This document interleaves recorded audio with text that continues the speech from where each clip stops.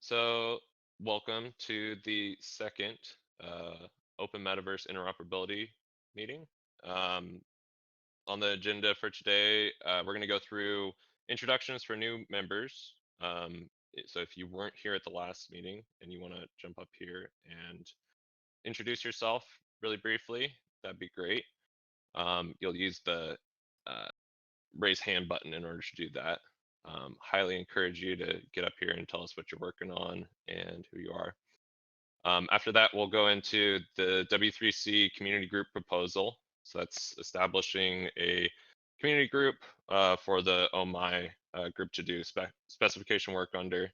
And we'll go into kind of the why and go over what's involved with that.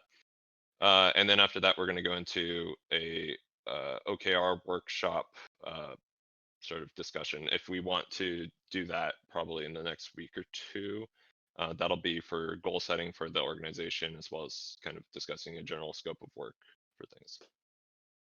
Cool. So with that, I'm going to invite people up. Make sure to raise your hands, and we will give you some time to introduce yourself. All right, here we go. Hey, what's up? Can you hear me? I guess I see the green border. So I'm Ben Go. My name is Benjamin Goering. I live in San Francisco, and Dimitri encouraged me to join. Dimitri encouraged me to join this. I basically have a background in the W3C standards work from the social web working group, which was running. I participated in from like 2013 to 2018 or so when it published the ActivityPub standard. And I implemented one of the first implementations. So I'm eager to kind of provide that context and also benefit from whatever the other skills that other people are bringing to this initiative. That's fantastic. Always love to hear more perspective on ActivityPub and all the work around diff and things like that. So cool. Anyone else? Hi, I'm Nova. I couldn't raise my hand because I'm an admin in the server, but so I'm sort of a generalist. I do XR UI design work as my job, but sort of all over the place, in a lot of other aspects. So I'm creating my own display server, which is like the system UI. I created a little tiny sort of plan, I guess you could say, of how OMI might work to start off with. So all sorts of things. So yeah, I'm good at full stack stuff as well. So can't wait to help out. Thanks for being here.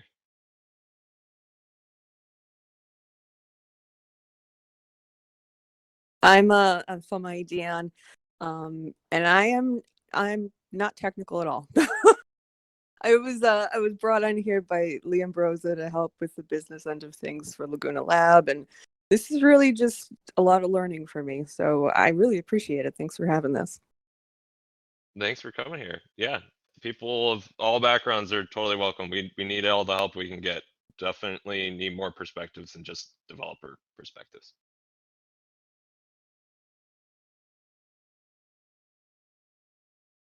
Cool. Anyone else?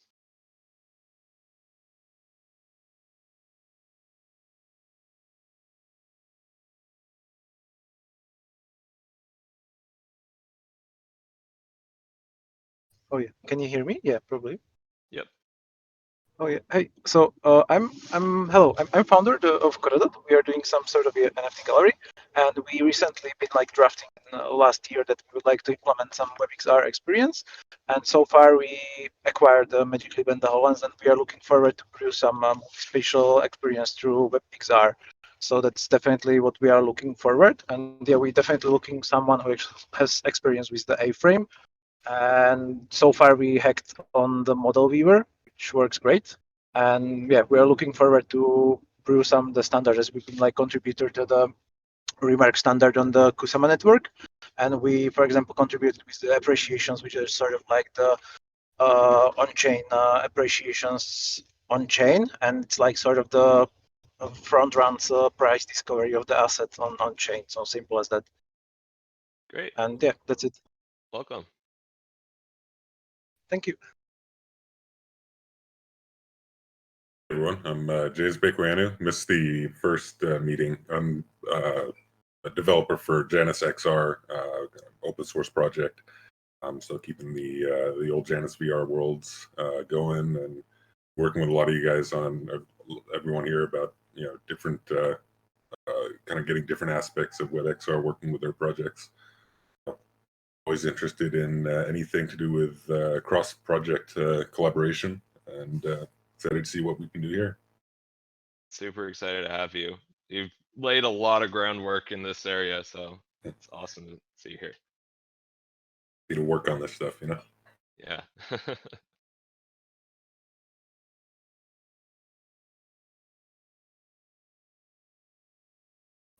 Greetings. I'm Voyage, just a small developer, like open source developer, currently making a small VR game maker using Godot. And so I'm interested to see what kind of like how the interoperability will work out, mostly with the aspect like described in the current meeting, like the identity, social graph inventory, and all the different formats that will be exposed here. So yeah. Great. Welcome. Welcome.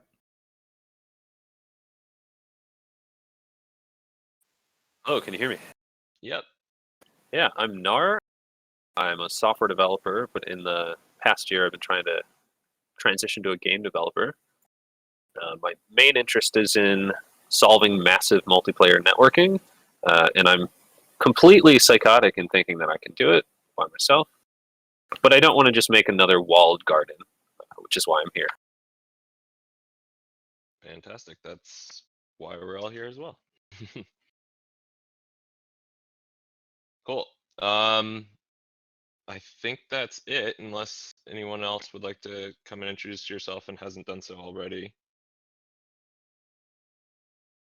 All right, I think we're going to move on. Okay, so the next agenda item is this W3C community group proposal. It's linked at the top of the Oh My Meeting chat. There's a lot of information in there. I'm not going to go through all of it.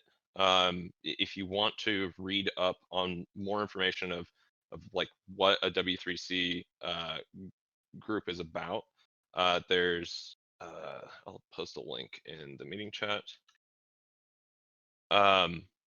But essentially what it is, so the W3C is the World Wide Web consortium. They're responsible for tons of specifications that you're familiar with, all having to deal with the World Wide Web. So things that happen inside of a web browser. The things that we're doing aren't all in the web browser, but we definitely probably want to make sure that all of them can happen in a web browser. And one of the facilities that they've made available is the concept of community groups, and then there's also working groups. So working groups are more formal organizations that create standards for different things, such as like the WebXR specification comes out of there. And then community groups are more freeform. It's pretty easy to start these things, and they're things for incubating new ideas and coming up with things that generally will eventually lead to different standards. So in our area, this is the immersive web community group and the immersive web working group. They've kind of split themselves up into different things, into different organizations for different things. And then there's also the I believe, I'm not certain if it's the decentralized social group. Anyways, the one that's working on that in the past worked on activity pub and activity streams and things like that. There's a bunch of them. You can go and check it out at that w3.org site. There's all the different community groups available there. And some of our members have been a part of one or more of these, or helped start one of them. For us, the biggest benefits of this that I see are we need some legal protections for different companies and individuals that are coming into this organization and contributing things to specification work. That's predominantly the thing for us to be concerned about. Basically, if you're a company and you want to contribute work to a standard or a prototype or something like that, you don't want to jeopardize your own intellectual property. So the W3C has kind of come up with IP protections for people involved that allow them to grant rights for just the contributions that they make to the specifications and proposals and things like that. Aside from that, it also comes with a great set of resources for community guidelines, for just resources for hosting technical things like mailing lists or voting on different things. It also just gives us a lot of credibility. Right now, we're kind of this group of people interested in doing something, but we're not attached to any larger organization. This W3C is really well known in the industry, and with it comes a lot of clout.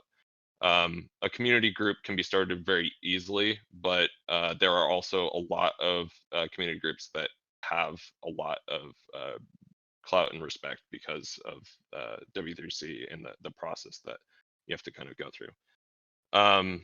Some downsides to that, though, are that there is some process in the specification work and kind of how we document our work and how you would be able to contribute to work. You'd have to sign a contributor license agreement in order to contribute to projects. That's, in my opinion, a very good thing. You don't want to accept work without them, signing away rights to that work in a responsible way. I'm not a lawyer, so I don't understand all of the background of all this sort of stuff, but this is definitely something we need. The process I see is like a good and a bad thing. It could slow us down, but I also think that we can kind of form our own process for prototypes, for draft proposals, and the sorts to keep our speed up. We have a lot of people who are working on implementations right now, and we don't want to slow people down, but we also really want to make sure that this is being kind of done in a responsible, open way that can eventually make its way to be a formal specification.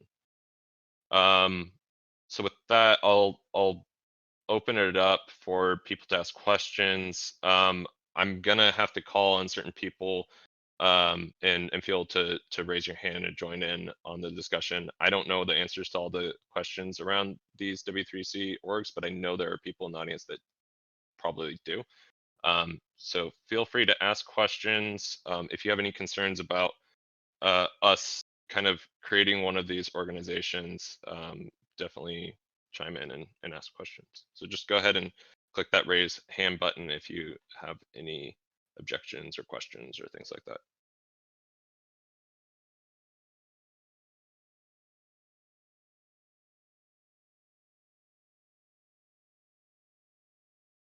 Hey, Jen. Hey, I was just wondering, like, this is kind of like something that we thought about at the early days of M3 as well, but I think some thought would need to be put into like just incentives and how like there's like shared skin in the game for people to do some of the, like, for example, there is kind of like work of writing and putting these things into the process, and it is kind of like grunt work in a way. And I'm just wondering, like, how do we like motivate people to, like, who kind of owns that kind of stuff and why? Sorry, who owns the process? So like basically The work of like how it's documented and things that are related to just maintenance of how we work. Because I mean, a lot, prototyping is happening right now and implementations.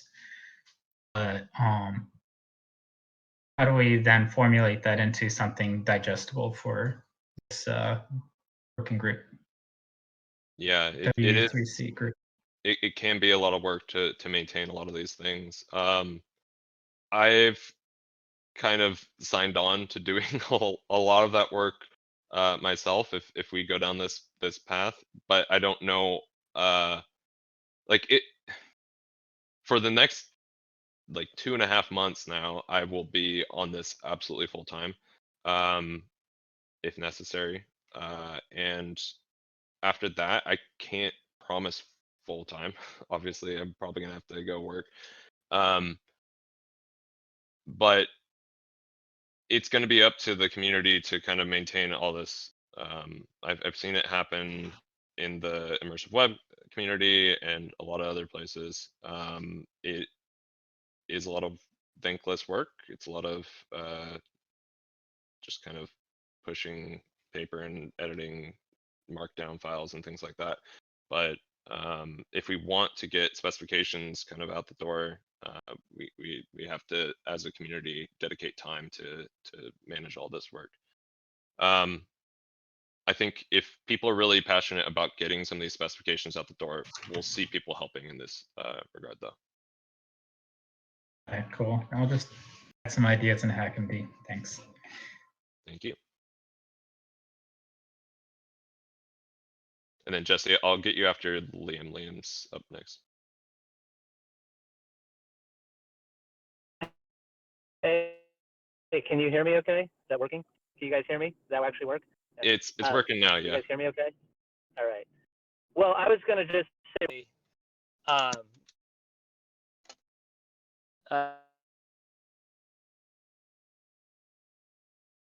It is kind of breaking up, Liam.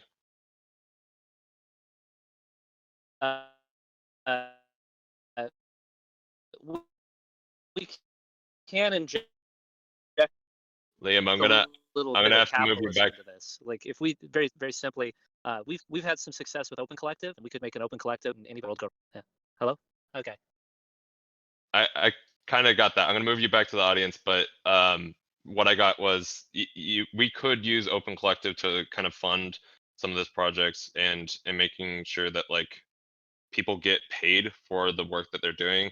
I think that's awesome. I haven't seen a whole lot of successful projects come out of Open Collective. Like their biggest project there is Webpack, right? And it's getting like $300,000 a year in order to maintain this humongous project. To me, that's like not that much money for that, but yeah, I don't know. We could definitely consider it.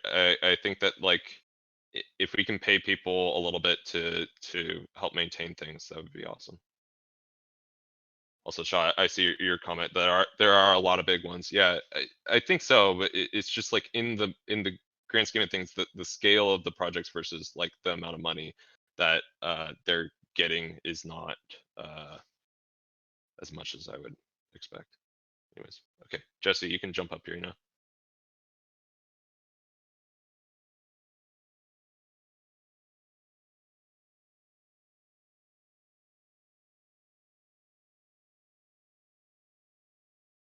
Are you muted?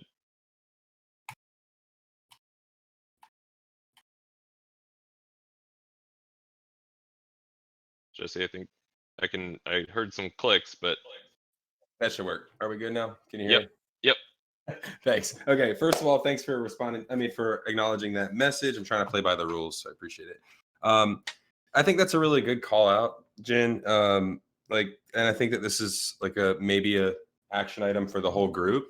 This is why we want a diverse group of people contributing. So I guess we should all kind of reflect on like who do you know? Like who do we know that writes documentation?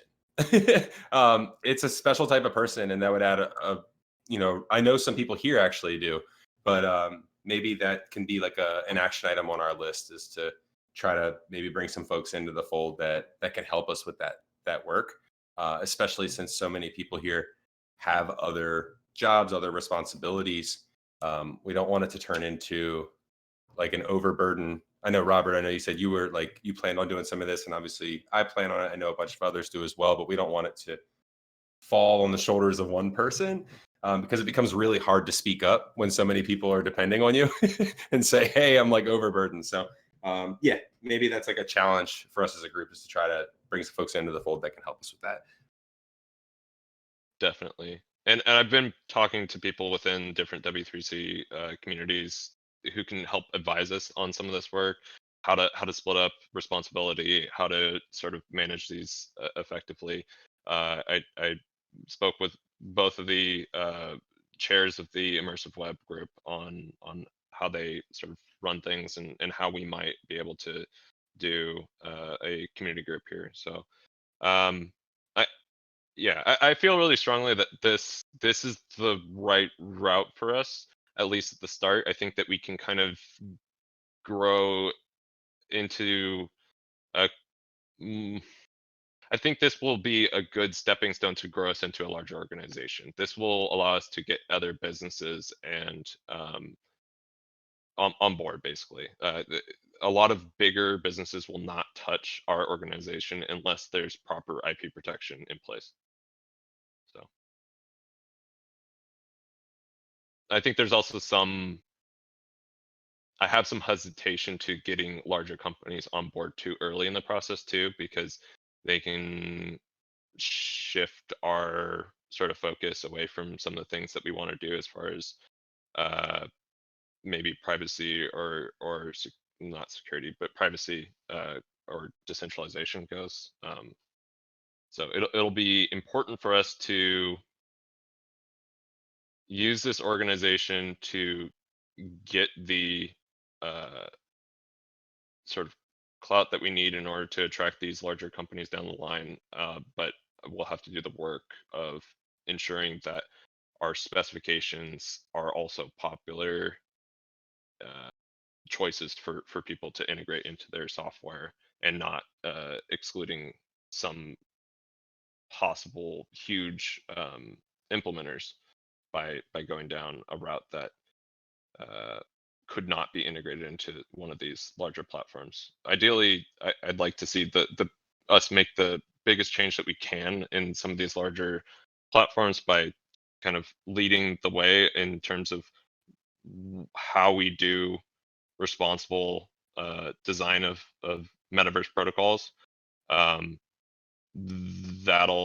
have no clue what that's gonna, well, I have some idea what that might look like, but all of you have ideas, and we need to come to consensus on like what will get us there, and how we can get those adopted at some of these larger companies, hopefully.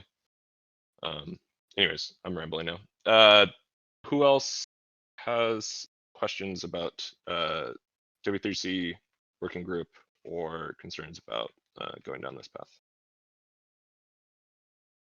If there are none, we can go into kind of like the next steps for this.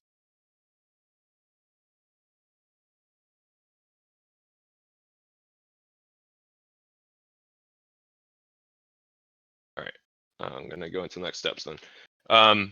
So in order to do this, basically all I have to do is fill out a little form with our group name, group description, and a short name that'll just kind of show up in the mailing list, and different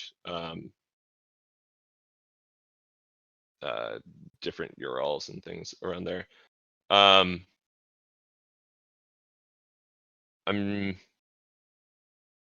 I did say that we were going to do a vote on this.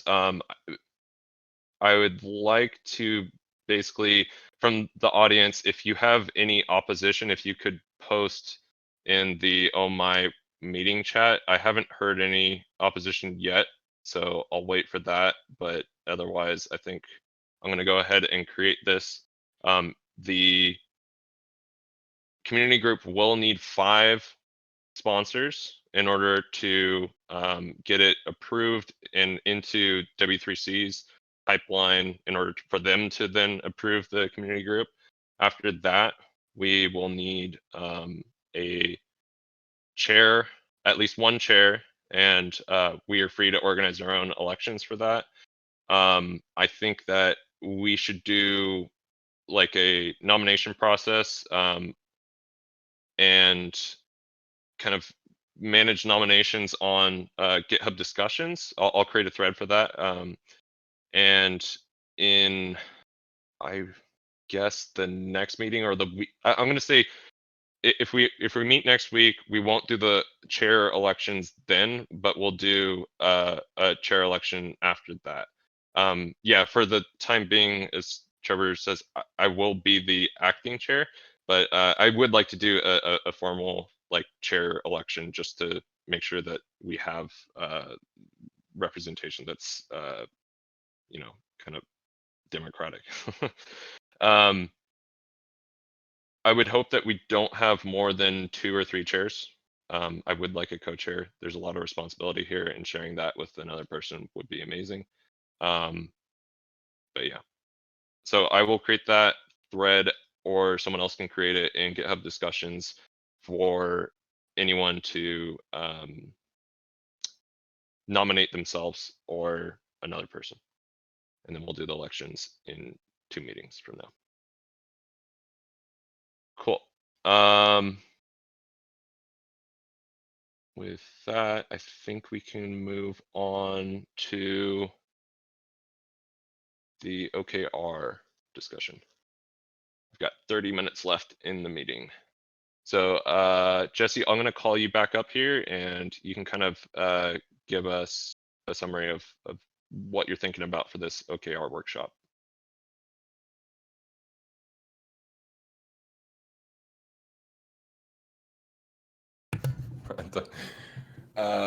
Yeah. Okay. So I just had to shift gears real quick. I'm a big believer in OKRs. I've run a number of OKR workshops. I'm highly familiar in facilitating these. I think we have a pretty like mature. I think we're pretty far along on like the spectrum of like maturity when it comes to being more outcome driven rather than output driven.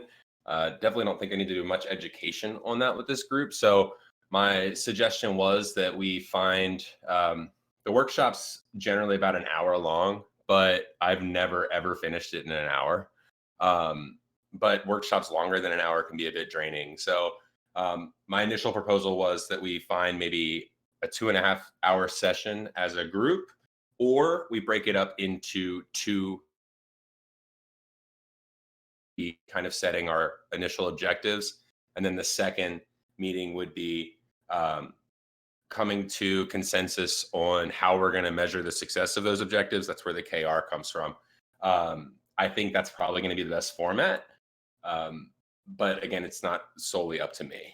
So the first and foremost, before we talk about format, is anyone here not familiar with what OKRs are? You can raise your hand and I'll be able to see it. And then I'll gladly kind of at a high level talk about what they are. I would like a summary of that, because while I've done them for my job, I still don't know what I'm doing. So yeah, no, I get it.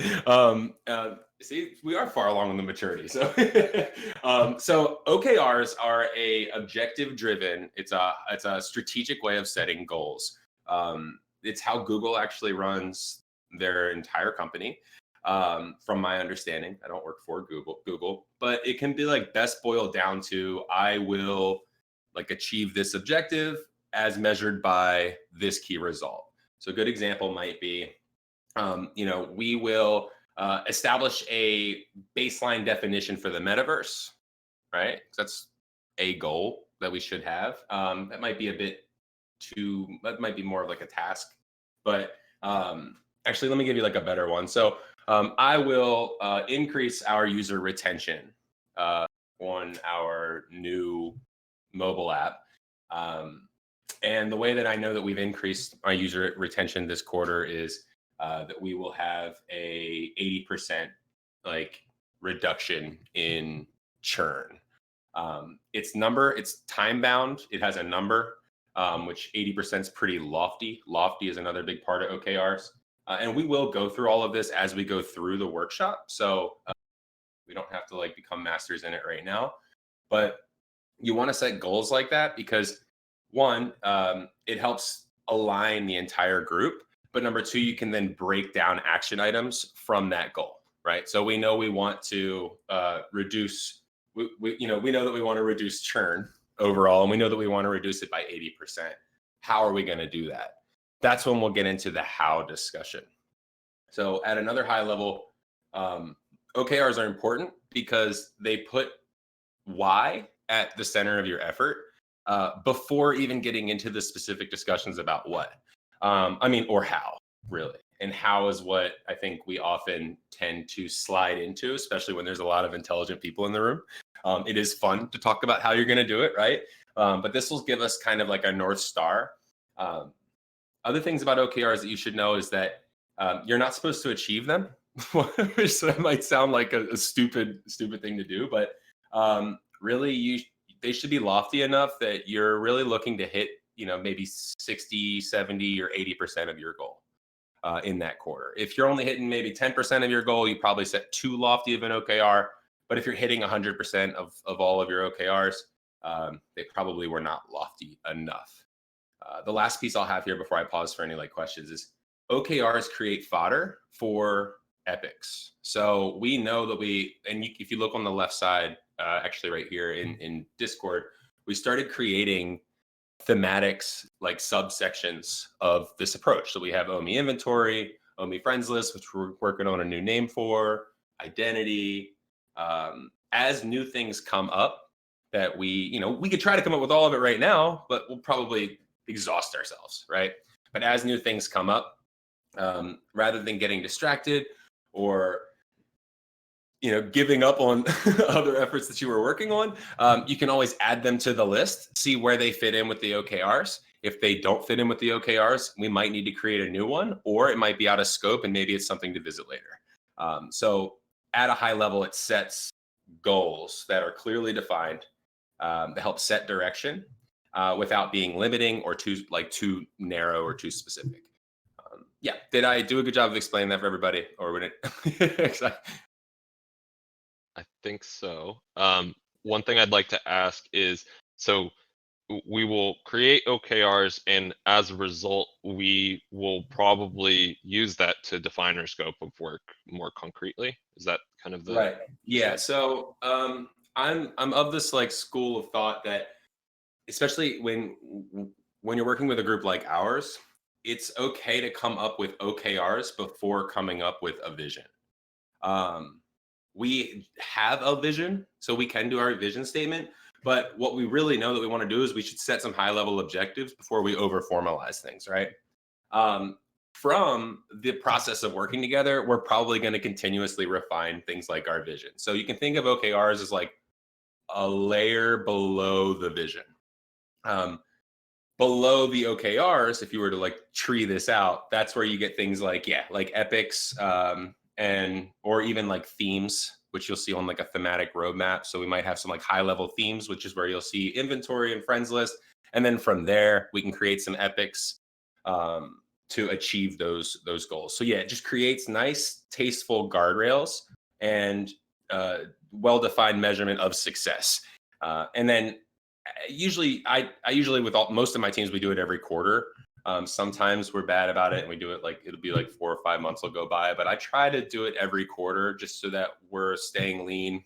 We're ensuring that we're utilizing the new information that comes to the table.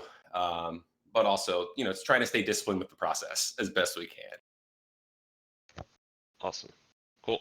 Yep. Let's open up for questions.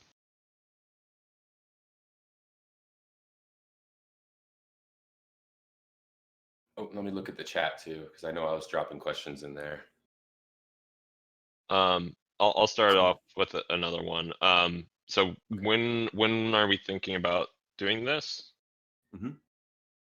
So I was going to suggest that we do it earlier than later, because it is a great way to get get loose and get comfortable working together. Factions will form naturally from workshops like this. So I'm prepared to, I'm very flexible. My schedule for the next 3 or 4 months is super flexible. And I've made anyone who's dependent on me, I made them aware of what we're doing. So really, I could do it as early as next week. If you all think that's too soon, then I would suggest at least within the next 2 weeks so that we don't lose steam or actually more likely get too far ahead of ourselves, right? So yeah, it's really up to everyone else's availability. I don't know if that last survey that we took is accurate, like as like a general heuristic for your schedules, or if we need to take another survey of folks' availability for the next 2 weeks. But I will defer to you, actually, Robert. You did a good job of putting that together last time. Yeah, I think that survey is pretty good. We got a decent amount of responses there. And I would like to avoid survey fatigue if we can. Right. So that I believe it was Wednesday mornings Pacific time at 8 to 9 a.m. is the most popular slot, with a number of other slots like the one that we're in right now. Fridays noon to 1 Pacific are kind of the most popular slots. I would like to. I'm still not certain if we should move back to that Wednesday morning time slot for the weekly meeting, or if we should hold Friday. But I think we should put this workshop in like one of those time slots. So curious to So hear it was. thoughts I'm on gonna that. pull it up right now, and then what I'll do. I know we don't want to do too many surveys, but really quick in Discord, what I'll do is I'll just drop with the red and blue tag. Everyone can vote on Wednesday or Friday, and then that'll probably give us a quick answer.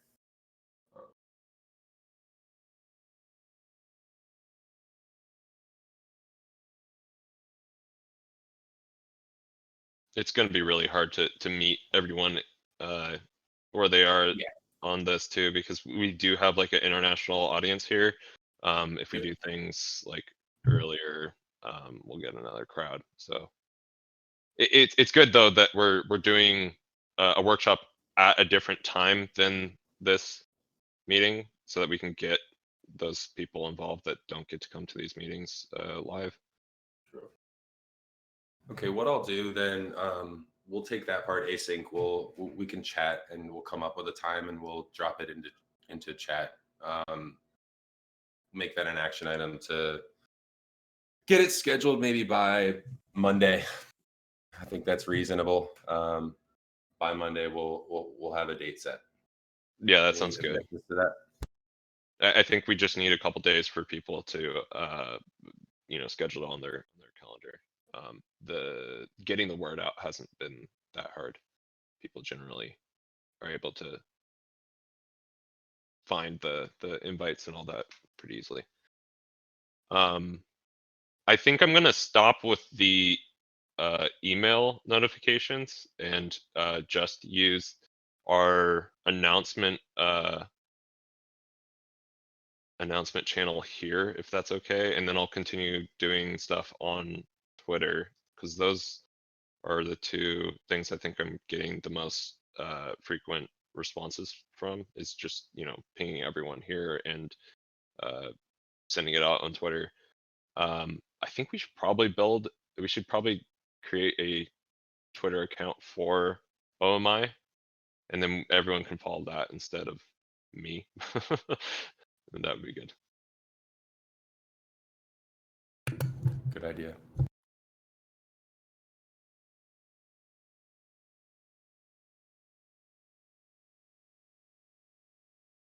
Cool. Let's see.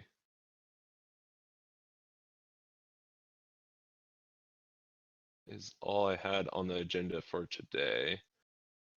If anyone else, we have 15 minutes left in the meeting. If you have another topic that you'd like to raise now, that'd be great. Oh, I just got something. Chris Weber, if you'd like to introduce yourself, you can go ahead and do so now. I can invite you up to the stage. We did introductions at the beginning of the meeting. Anyone who's new here and didn't go to the last meeting, we made time so that you could introduce yourself and all that. I also see that Kent's in here. If you want to introduce yourself, I don't think you need an introduction, but good to see you.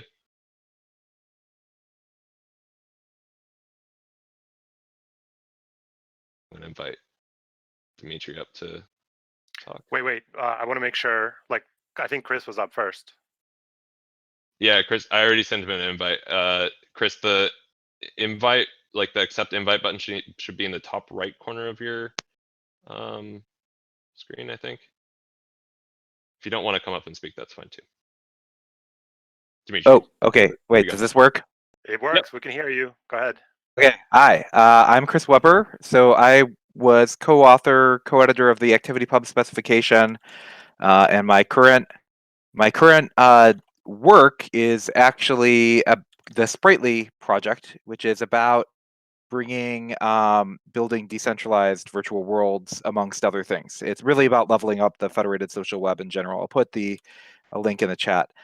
So that is especially meant about building object capability oriented systems, because I think the hardest part of distributed virtual worlds is not the shiny graphics things and so on, but actually the authority model and the ability to have distributed collaboration in a way that's safe and respects users' intents.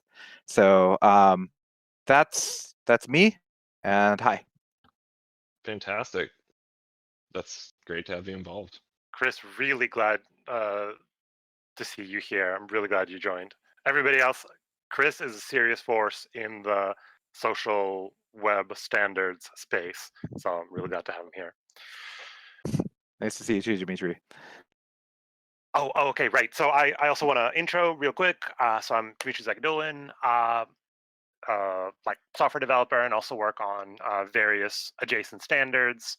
I'm working a lot with Sean, Liam, and the XR Engine team in trying to bring the especially in-browser XR, AR, VR work into the decentralized identity and decentralized social standards space. So what does that mean? Specifically hooking up like login with DIDs, login with like Solid Server, with other decentralized authentication, and then be able to store server resources like your avatar or your icon on your own personal data servers, sort of just readjusting the expected architecture of how game servers work.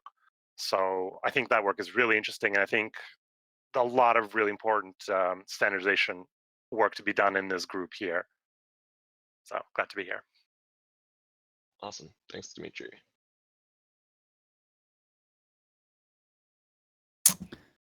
Hello, everybody. My name is Kent Bai. I do the Voices of VR podcast, and actually started covering WebXR on the very first episodes of my podcast back in May of 2014, before it was WebXR, WebVR.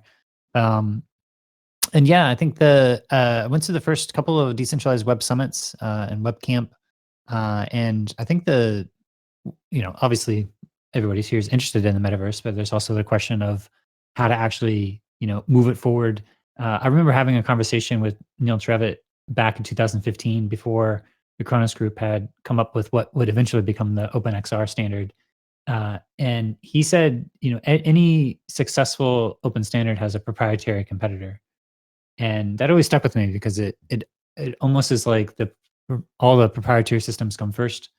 And so then if some of the foundations of what the metaverse is going to be, if there's already proprietary implementations, then what needs to happen in order to create an open version of that? And does that require multiple entities connected to each other in a certain way? So yeah, I guess I'm just here listening in and with those questions as to what's going to be the catalyst to really move things forward and make it happen.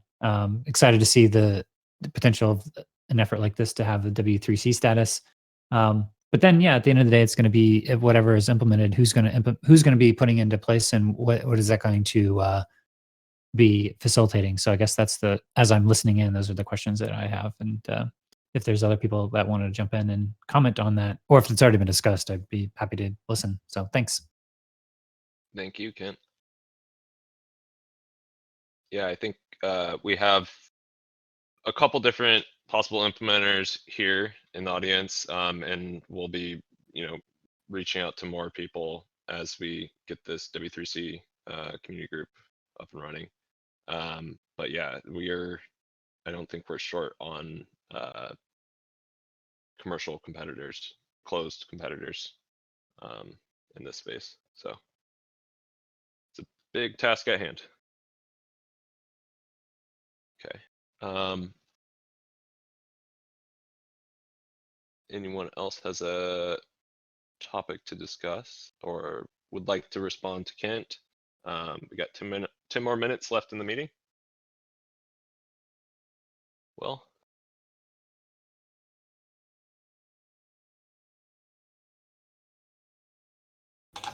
Hello, there we go. Hey, so thanks, Chris, for joining. I was thinking, I hear about all these different stuff people are working on and how little I know about it and whether there's overlap. I'd like to propose a series of like educational sessions where community members are invited to give a lecture and others can attend. I know Chris's lecture on safe distributed programming would absolutely blow all of your minds about what the possibilities are for the metaverse. And I would, of course, love to give a demo and lecture on how far we've gotten with using ActivityPub for a decentralized social layer for the metaverse, and also to learn a lot more in depth about all the projects we've been getting little hints of from the introductions and see where we overlap and where we differ and where we can collaborate. yes, I'd love that. I think the best place I think the best place to organize this would be on GitHub discussions. I think if we're gonna do the OKR workshop, let's make sure that it's on a different week from that. But I think we can get that scheduled as soon as humanly possible, because getting people up to speed with ActivityPub and various other specifications that aren't already familiar with them, having time to talk to someone who's really involved with these different specs would be amazing. I know I've learned a lot from talking with all of you about all these different specifications. Yeah, okay, I can start organizing it on the GitHub discussion. Cool.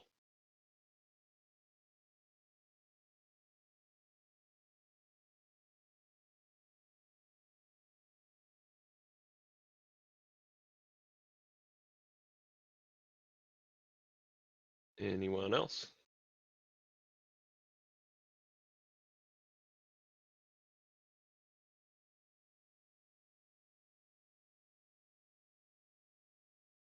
I do want to just say thank you, everyone, again. This is just blowing us away. It's incredibly amazing to see so many amazing people here that have come together for this. So thank you again. And I'll probably thank you every time I talk to you, because I can't help myself. Hey, y'all. So if we have a little bit of time here, I'm just curious, since this is my first meeting, what would go in a working group charter? I joined the social web working group in like 2013, a year or two after that charter was written, but it was very useful to come back to, for example, remind ourselves that, or remind me that we were trying to make something in JSON versus other syntax formats and stuff. So does anyone have thoughts on what the charter of that working group would count as its deliverables and sort of definition of done? Yeah. And I guess the OKRs could drive that. Maybe that's the plan. I think that will drive it a lot. I think some of the things that we've kind of talked about so far have just been on these 3 different subjects that we've kind of brought forward: this inventory, friends list, and identity specifications. How we go about doing that and what they actually look like, I think we have yet to define. But we're working on it. And now that we have this W3C working group, I think we can have more of those formal discussions and process around that. So. Okay, thank you. That's a good answer. Those 3 things. I think there are 3 things in the social web working group too, and so that's a good number. Thank you. Yep, thank you.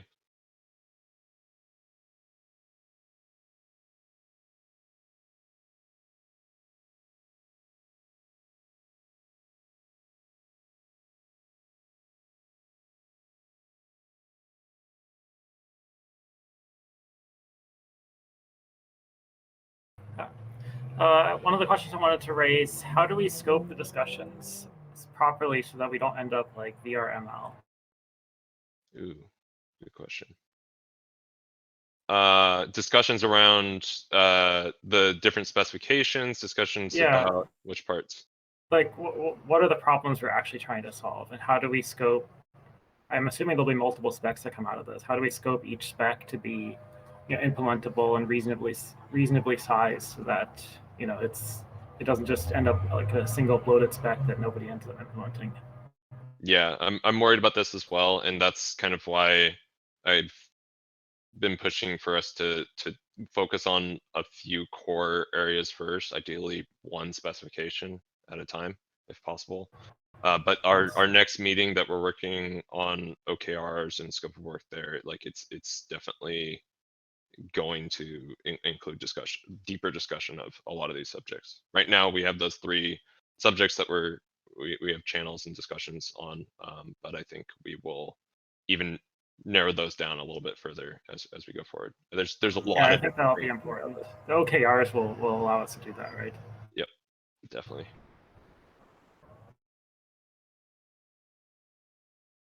I like this comment. We'll know if the specs are implementable if they've been implemented twice or more. That seems to be true on everything.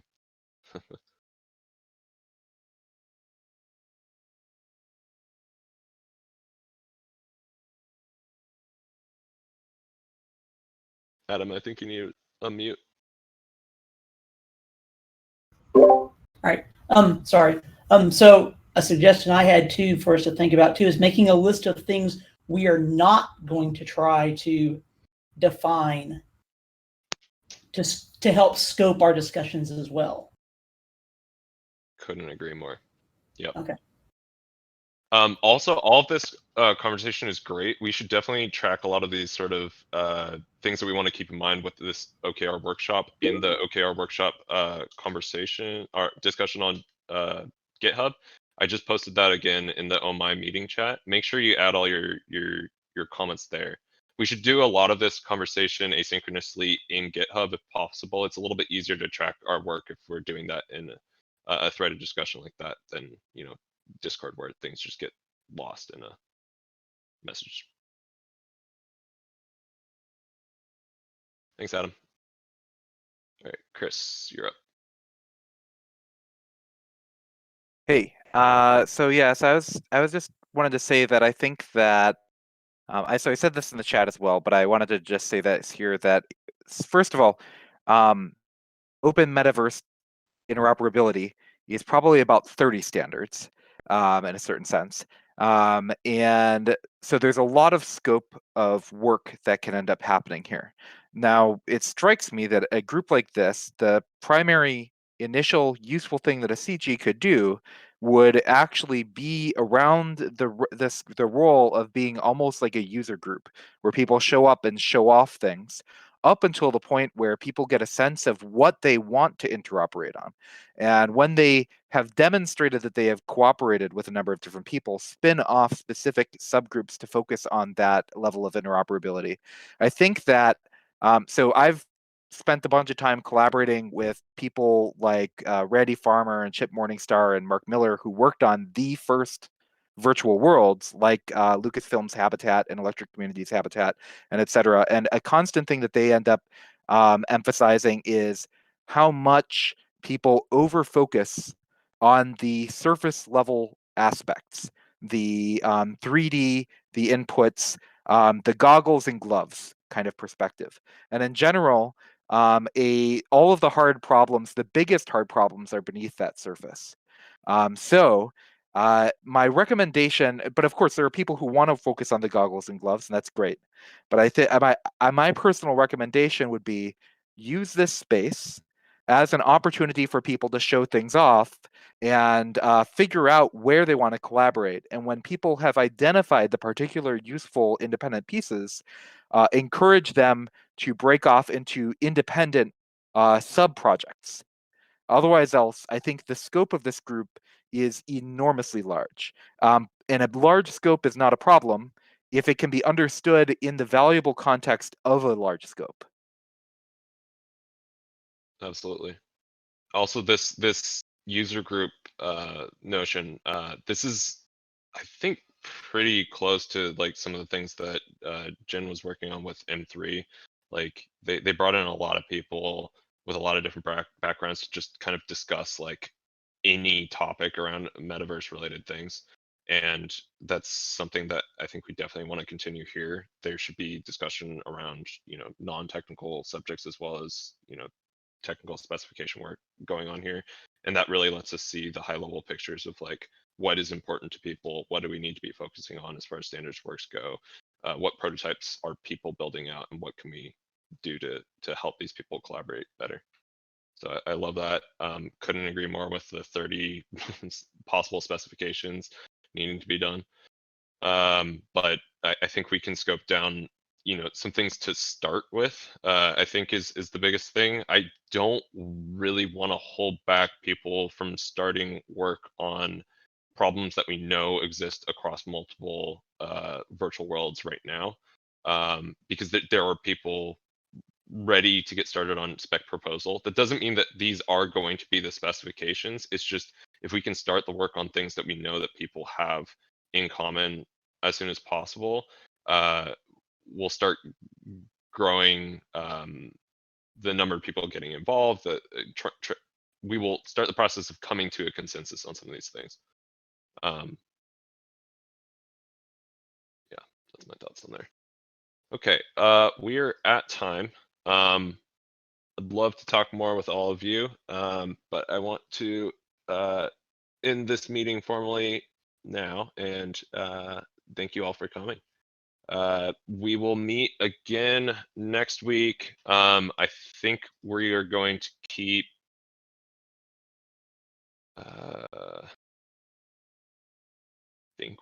this time for the meeting next week, and we will. I will send out an announcement to see if we're keeping this time or if we're moving to the previously scheduled time of Wednesday, 8 to 9 a.m. Pacific. And I will let everyone know in the announcements channel here, as well as on my Twitter. I will tweet out the official OMI Twitter account there. So that's how you can stay in touch. Yeah, thank you all for coming again, and I will talk to you all soon.